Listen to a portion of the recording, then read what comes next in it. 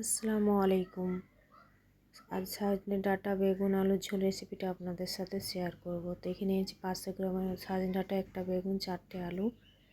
এগুলো কেটে ধুয়ে পরিষ্কার করে নেব। 1 চামচ সরষে, 3টে শুকনো লঙ্কা, রসুন, পেঁয়াজ।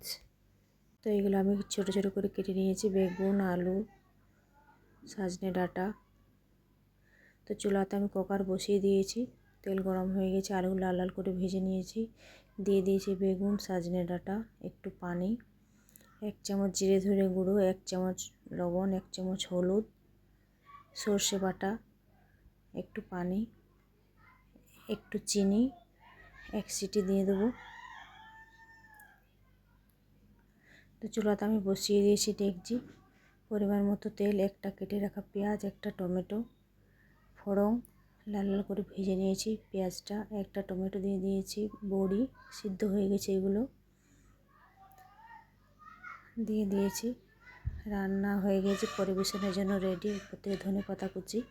আল্লাহ হাফিজ।